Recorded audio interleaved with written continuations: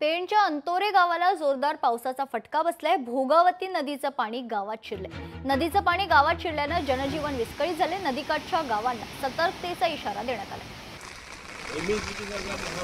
धरण भरलेलं आहे आणि त्याचा विसर्ग खूप मोठ्या प्रमाणात असल्यामुळे अंतोरे गावात पाणी शिरलेलं आहे। तुम्ही बघू शकता आता आपण गावामध्ये सुद्धा पाणी शिरलेलं आहे। तिकडे पुढे मोहल्ल्यामध्ये पाण्याने चारी साईडला घेरलेलं गेलेलं आहे। पावसाचं प्रमाण हे असंच वाढत राहिलं तर पाणी वाढण्याची अजून शक्यता आहे।